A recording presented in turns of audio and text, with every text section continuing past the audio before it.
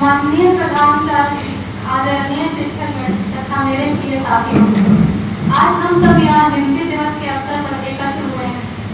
14 सितंबर 1949 में भारत की संविधान सभा ने हिंदी भाषा को राजभाषा का दर्जा दिया था। तभी से हम हर वर्ष 14 सितंबर को हिंदी दिवस मनाते हैं। अधिकतर लोग राजभाषा और राष्ट्रभाषा में अंतर नहीं समझ पाते। अतः राजभाषा वह भाषा होती है जिसमें सरकार अपने कामकाज को आधिकारिक रूप से करती है।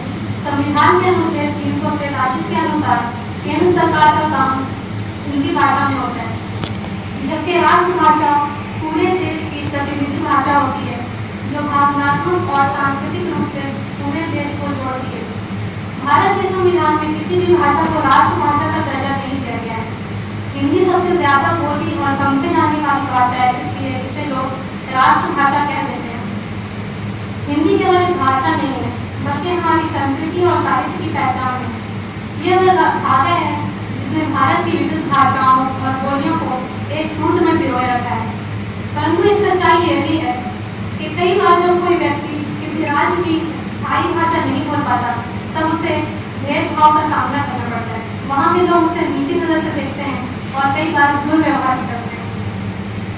हाल ही में 2 बिहार के व्यक्ति के साथ एक कन्नड़ ऑटो चालक ने इसलिए मारपीट की क्योंकि उन लोगों को कन्नड़ भाषा नहीं आती थी और वे हिंदी में बातचीत कर रहे थे। जबकि होना तो ये चाहिए कि भारत के हर राज्य के लोगों को हिंदी भाषा सीखनी चाहिए। इसलिए इस संविधान ने हिंदी भाषा को राजभाषा का दर्जा दिया है।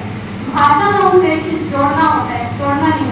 अतः हमें ये समझना चाहिए कि हर भाषा सम्मान के योग्य है और साथ ही हिंदी वह भाषा है जो पूरे भारत को जोड़ने का कार्य करती है। हिंदी है हम वतन है हिंदुस्तान हमारा। हम हिंदी बोलने वाले लोग हैं और हमारा वतन, हमारी मातृभूमि भारत है, हिंदुस्तान है। हमारा कर्तव्य है कि हम हिंदी भाषा का आदर करें, इसे गर्व से बोलें और साथ ही दूसरी भाषाओं का भी सम्मान करें।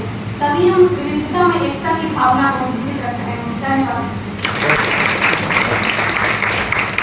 मैं आशा अफरोज को धन्यवाद बोलना चाहूंगी क्योंकि उन्होंने बताया कि अलग अलग राज्य में अलग अलग भाषाएं बोलने में कितनी समस्याएं आती है।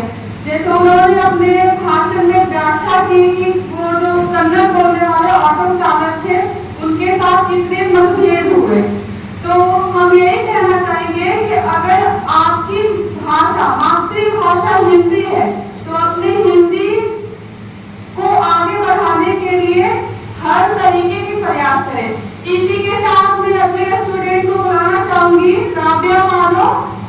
वो कृपया मंच पर आए और अपनी बातें रखें।